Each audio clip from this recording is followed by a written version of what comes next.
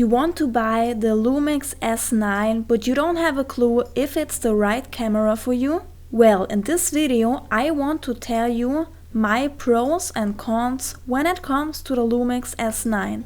I've tested it in the last couple of months. There are some points which I absolutely love about this camera, and others, I'm not quite sure about it, to be honest. And I want to be pretty honest with you guys. So let me tell you, number 5 is something I didn't expect it, and I love that about this camera. But first, let me give you a quick rundown.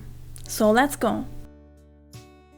By the way, I also tested a LUMIX S5 2X this year, and that camera is my absolutely number one, and it inspired me to create short movies and so on and get to know more about filmmaking and cinematic stuff. But let's jump back into the S9. The first thing you recognize if you look at this camera, it's pretty small. I mean, it has only the size of a smartphone, which is amazing when it comes to travel vlogs, when it comes to filmmaking on the go, or even filming some stuff in your home. So because of the size, you have more space for lighting and so on. And this is one point of the camera that I absolutely love. And because of the lightweight, you can carry it whenever you want, whenever you meet a friend and so on. It's so tiny, but it has so much power and quality. So I grabbed my little red sexy camera and went to the Baltic Beach Sea and created some pretty cool cinematic scenes. I also visited one of the most beautiful castles I've ever visited. It's the castle of Schwerin here in Germany. And if you ever visit Germany, please do me a favor and go to Schwerin. It's absolutely worth it. It's a magical place and I love everything about it. And so here you can see some of the scenes that I created with the LUMIX S9. And I also used one of the LUTs. Here I'm using LUT number 3, not Mambo number 5, but LUT number 3. And I love it because you get that nice orange teal look, and almost every scene looks better with that light on it.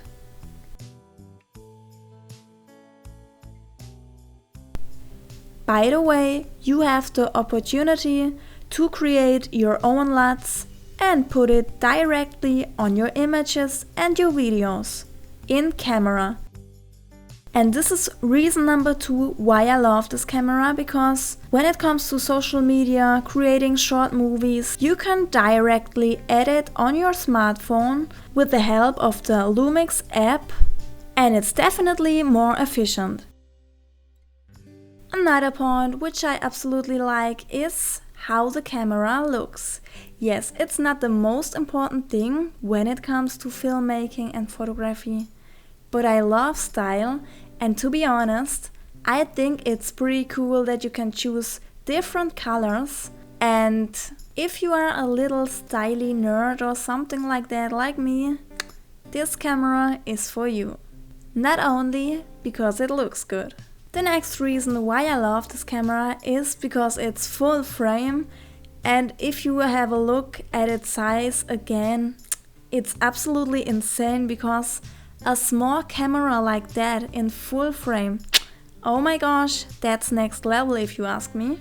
So because of that small size, you can create videos and photos and nobody notices it because it's so small. And to be honest, nobody think that this small camera is pretty professional. So I think this reason is also one big benefit when it comes to the LUMIX S9. Yeah, I think it has something like undercover touch, because you can create full frame videos looking like you are just a bloody amateur trying the smallest camera, but in reality you are creating amazing stuff in full frame. Imagine Isn't that amazing? However, there are two sides of the same coin. So now let's talk about the things that I don't like. So one thing that I don't like pretty much is that the buttons are pretty small. So sometimes it can be a little bit difficult to push the right button. But I know, otherwise the camera would be bigger. So at this point I say okay, it's a nice deal actually. And absolutely no deal breaker for me. Another point which I don't like very much is that this camera is almost just a film camera, for sure. But it would be amazing if I could create some self-portraits with this camera. But yeah, for that suppose I need to grab my other camera. But since I'm more into filmmaking and cinematic stuff, it's something that I can overlook, to be honest. But if I could choose, I would grab this camera with two functions, so creating self-portraits with a self-timer and creating filmmaking stuff. So it would be the perfect camera for me, but in this case it's just the perfect film camera for me to creating good quality full frame videos on the go, creating nice colors directly in camera. And my overall conclusion is that this camera is a nice, cheap, full frame camera, looks pretty cool, create cinematic stuff, has lots in it, and for that price it's amazing in my opinion. And if you want to get to know more about cinematic stuff and so on, this camera could be a nice choice for you.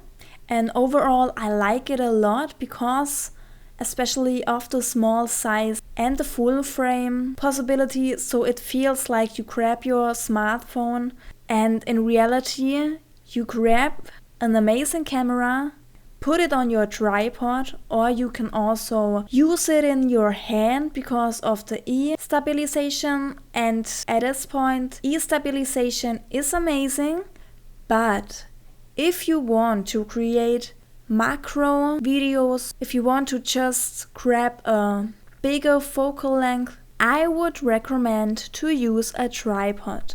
Now I'm more than interested in your opinion, guys, so let me know, have you already tried it? What is your opinion? And what are the points that you don't like? Let me know in the comment section below. I am more than happy that you are here in the end with me. And if you like this video, I am happy about your support in form of likes or just a comment. I wish you an amazing day or evening and see you next time. Bye. Bye, Christina Key.